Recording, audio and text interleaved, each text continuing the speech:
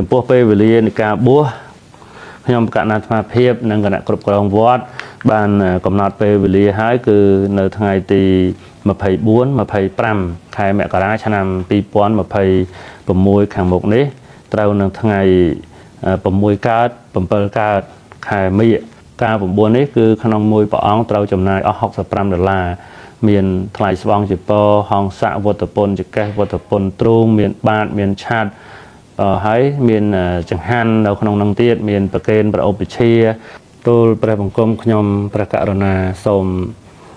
ក្រាបថ្វាយបង្គំសម្ដេចព្រះមហាសមេធាធិបតីសម្ដេចព្រះសង្ឃនាយក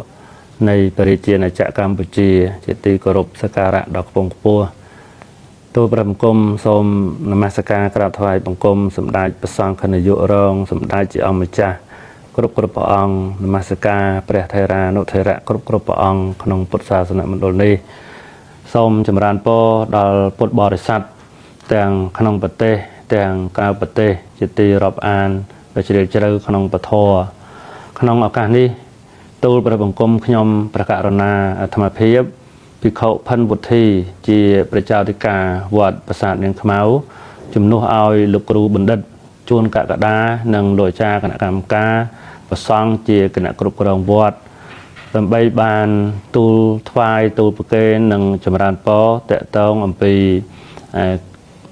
ការពំពោះកុលបុត្រនៅវត្តប្រាសាទនាងខ្មៅដោយចាប់តាំងពីត្រឹមខ្ញុំប្រកាសអាត្មាភាពបានប្រកាសក្នុងការពំពោះកុលបុត្រខ្លះមកក៏មានមេដាបេដាមេដាបេដាក្មេងមួយចំនួនបាន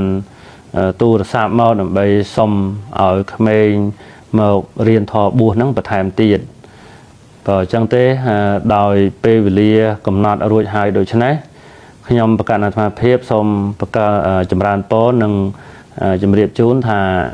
ចាប់ពីពេលនេះទៅគឺផ្អាកមួយរយៈសិនចាំនៅពេលដែលកុលបុត្រដែលមករៀនធម៌បួសវគ្គមុននេះបានបួសរួចរាល់ហើយបានខ្ញុំកណ្ដាអាត្មាភាពនឹងទទួលបន្តទៅទៀតបានជាមិនទទួលដោយសារតែទោះបីជាយកមកពេលនេះតម្រាំដល់ថ្ងៃបួសគឺมันអាចបង្ហាត់បង្រៀននៅបព្វជិវិធីធម៌បួសហ្នឹងបានចេះទេចឹងហើយសូមចម្រើនពរដល់ញាតិញោមថាសូមផ្អាកមួយរយៈសិនញាតិញោមដែលទូរស័ព្ទមកខ្ញុំកណ្ដាអាត្មាភាពក្តីឬក៏ទំនាក់ទំនងតាមរយៈលោកគ្រូបណ្ឌិតជួនកកដាឬលោកអាចារ្យគណៈកម្មការវត្តក្តីគឺកុំអាលសិនប៉ុណ្ណាចាំបួសវគ្គនេះហើយសិនសូមទទួលបន្តទៀតមិនមែនឈប់ទទួលទេគ្រាន់តែផ្អាកមួយរយៈប៉ុណ្ណោះហើយបានជាវត្តប្រាសាទនាងខ្មៅត្រូវពំពោះកុលបុត្រជាបន្តបន្ទាប់ជាហោហែដោយដែលគុណចាស់ញាតិញោមបានជ្រាបចឹងថាឆ្នាំខ្លះបាន2ដងឆ្នាំខ្លះបួសបាន1ដងព្រោះតែអ្នកដែលបួសមុនហ្នឹងគឺលោកបានរៀននៅប្រាសាទនាងខ្មៅនេះចប់ថ្នាក់មត្តេយសិក្សាថ្នាក់ទី1ទី2ទៅលោកចូលទី3អញ្ចឹងថ្នាក់ទី3នេះគឺត្រូវឆ្នាំនេះក្នុងកំឡុងខែ2ត្រូវប្រឡងឡើងទៅថ្នាក់លើទៅអនុវិទ្យាល័យទៅតាមបណ្ដាវត្តតាមបណ្ដាសាលាអនុវិទ្យាល័យផ្សេងទៀតដែលត្រូវចេញពីវត្តប្រាសាទនាងខ្មៅអញ្ចឹងត្រូវការកុលបុត្រហ្នឹងយកមកបំពោះបន្តជាហោជាហែហ្នឹង